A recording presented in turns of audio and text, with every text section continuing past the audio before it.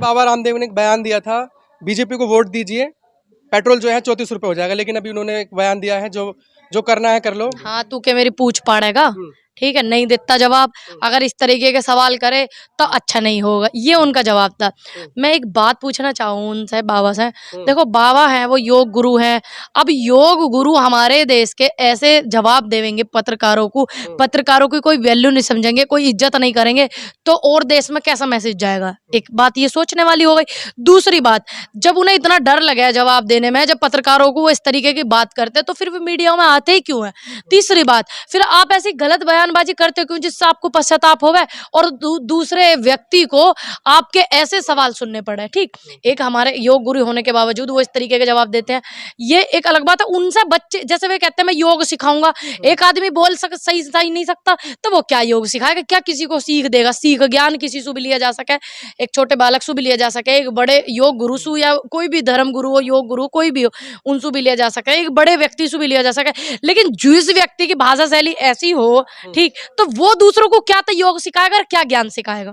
ठीक है, योग ही नहीं सिखाते वो। तो आपको दिक्कत क्या है? दिक्कत मुझे क्या होगी? मुझे मेरे कौन से घर से खावे वे, मेरे कौन से घर से लेके जावे वे? नहीं, दिक्कत मुझे इस बात की है क्योंकि पूरे देश के कितने लोग ऐसे व्यक्ति से जुड़े हुए हुए हैं और वो ऐसी भाषा का इस्तेमाल करें, फिर इस भाषा को देख करके बालकों पे क्या प्रभाव पड़ता होगा? ठीक है, एक इतना बड़ा व्यक्ति होकर के ऐसे मीडिया को इस तरीके की बात कह रहा, तो ये प्रभाव पड़ता है। ठीक है, फिर दूसरी बात, आप एक बिल्कुल इंडिविजुअल पर्सनैलिटी होने के बावजूद एक पार्टी की तरफदारी करते हो और फिर वही बात उसी पार्टी की आवे सवाल करने की, महंगाई को लेकर, गैस, पेट्रोल, डीजल, किसी भी चीज को लेकर के, सिलेंडर को लेकर के, तो फिर आप ऐसे वाहियात जवाब दो। तो अगर इनसे सबसे बेहतर है कि आप अपने काम में काम रखो, आप इन चीजों से मतलब ही मत रखो जब आप जवाब देने के योग्य नहीं हो। शिवसेना के जो उद्धव ठाकरे हैं, उन्होंने बोला है मस्जिदों से जो है जो माइक है वो हटा लो, वरना हम जो है वहां पे जो है हनुमान चालीसा पढ़ेंगे। देखिए, काम वो करो जो लोग देश के जुड़े रहे, देश में हिंसा ना फैले, किसी भी धर्म को क्षति नहीं होनी चाहिए, किसी भी व्यक्ति को ठेस नहीं पहुंचनी चाहिए हमारे शब्दों से। देखिए, हनुमान चालीसा बजाना ये हमारे सनातन धर्म की वो है, ठीक, इसे आप नहीं रोक सकते। और दूसरी बात, मस्जिदों में माइक लगाना ये आपकी वो है, ठीक है, इसे मैं कैसे रोक सकती हूँ? नहीं रोक सकती ना। तो ये चीज अगर कानून में है, किसी चीज को रोकना, या संविधान में है, तो इस चीज पे हम बात करें। तो बेबुनियादी मुद्दों पर बात करके क्या करना? वैसे ही देश में इतनी वो हो रही है तकलीफ, इतनी गरीबी से लोग परेशान है, इतनी महंगाई से लोग परेशान है, एक नए मुद्दे ये, ठीक, इससे क्या होगा? लोगों में जो हेल्प करते हैं एक दूसरे की इतनी परेशानी में, वो फिर एक दूसरे की हेल्प नहीं करेंगे। तो ऐसे जवाब जो है नहीं देने चाहिए। और मैं तो ये बोलूंगी, जो संविधान में ऐसा है कोई भी चीज, तो आप ऐसे मुद्दों पर बात करें, नहीं तो नहीं करें। अगर आपका मन है हनुमान चालीसा बजाने का, या रामचरितमानस बजाने का, या शिव पुराण बजाने का, तो आप बजाइए, ठीक है, आपको कोई थोड़ी मना कर रहा है। फिर उन लोगों का मन है वो बजाए, बात खत्म। एक दूसरे पे कमेंटबाजी नहीं करनी चाहिए।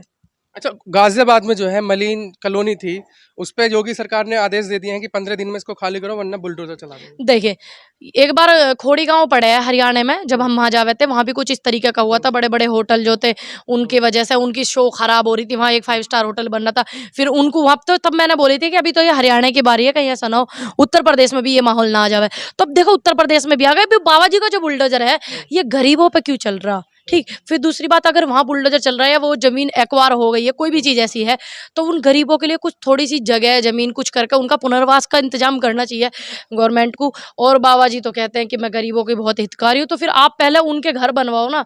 उन मजदूरों के, इतनी बेचारी बुजुर्ग थी, मैं उनकी वीडियो देख रही, कह रही मैंने 2-3 दिन से रोटी नहीं खाई, और मेरे बच्चे तो ये कह रहे हैं आप जहर खा लो और हमें जहर दे दो मम्मी, हम तो मर जाएंगे। तो ठीक है, हम यहाँ से कहाँ जाएंगे? ठीक, एक चिड़िया का घोंसला टूट जावे तो चिड़िया कितनी रोती है, क्योंकि उसके बच्चे उसमें वास करते हैं। ठीक, उसके बच्चे कितने रोते हैं वो आपको भी पता। तो अब आप एक पेड़ हो, ठीक, आप पेड़ पे से हिला करके वो घोंसले को गिरा रहे हो।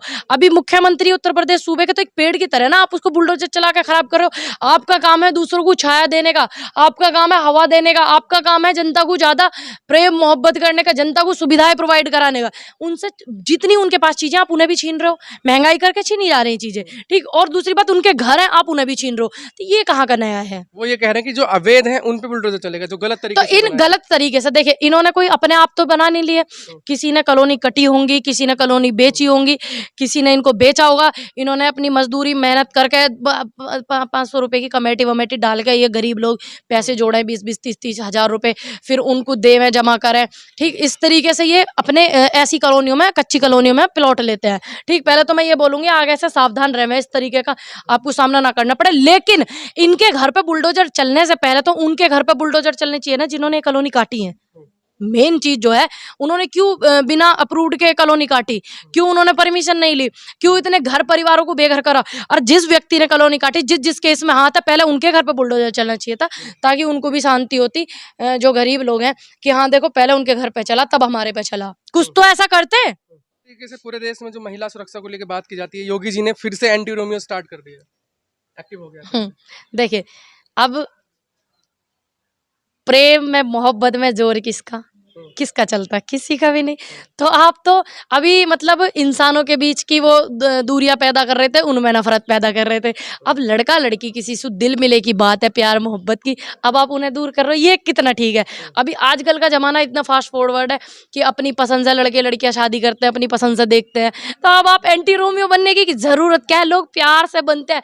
प्यार वो खूबसूरत पेड़ है, आप इसे जितना लगाओगे उतना हरा भरा होगा, और जितना इसको काटोगे उतना और ज्यादा हरा भरा होगा। आप खिलाफ हैं इसके? देखिए, मैं इस चीज के खिलाफ हूँ कि अगर कोई भी लड़का लड़की किसी से प्रेम मोहब्बत की बात या इस तरीके की कोई चीज है, आप प्रेम को खत्म कर रहे हो। हम तो मतलब युवा है, तो हम तो प्रेम की तरफ को ही भागेंगे, सपोर्ट करेंगे प्यार करने वालों को, और अपने घर परिवार को देख करके अपने मम्मी पापा की सहमति से भी करना। अगर मम्मी पापा ना माने तो मेरी रिक्वेस्ट है, आंटी अंकल मान जाना, क्योंकि बच्चों की खुशी में सारी खुशी है। तो हम तो वही यूथ है, और हम तो प्रेम की गंगा में बहने वाले हैं, तो हम एंटी कभी नहीं हो सकते। वो तो कहते हैं कि इससे जिहाद बढ़ता है। देखिए, मुझे जिहाद की, हिंदू मुस्लिम के पास आता है, मुस्लिम हिंदू के पास आता है। देखिए जिहाद शब्द जो है स्ट्रगल है ना, एक तो इसका मुझे मतलब ही नहीं पता था, पीछे कितना सिस्टम वो हो गया। दूसरी बात, जब एक हमारे उसमें कानून बना हुआ है कि ये बालिग है ना, बालिग पे हमारे उसमें कानून बना हुआ है, आपने 18 साल उम्र लड़की की हुई है, 21 साल की हुई है, इस तरीके का कानून बना हुआ है। तो फिर आपने जो है इस तरीके का जब कानून बना है, तो इस विषय में बात क्या करनी।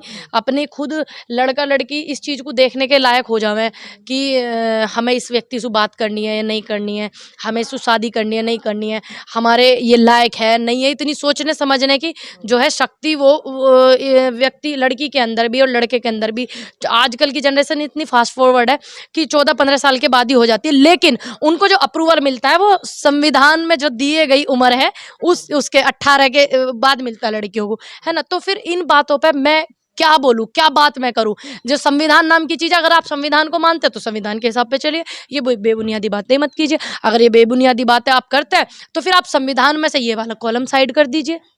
अपनी मर्जी से किसी को तय करना, अपनी मर्जी से, ये तो इंसान को खुद नहीं दिखता क्या, लड़कियों को या लड़कों को खुद नहीं दिखता। मेरी समझ में ये बात नहीं आती कि जब आप 18 साल के हो जाते हो, आप ये सब चीज़ें इस तरीके से होता, फिर माँ बाप जो है वो भी बोल रहे हैं, फिर और भी लोग बोल रहे हैं, फिर ये जो धर्म के वो होते हैं वो भी बोल रहे हैं। तो आपके अंदर क्या खुद इतनी समझ नहीं है कि आप किस व्यक्ति को चुन रहे हो, वो अच्छा है नहीं है, गलत है नहीं है, उसका धर्म क्या है, उसकी जात क्या है, उसका मजहब क्या है, उसका काम क्या है, क्यों आप पहले क्यों नहीं देखते हो। ठीक है, आपके परमात्मा ने इतनी खूबसूरत सी जो आंखें दो दी हैं, उनका इस्तेमाल अच्छे से करना चाहिए।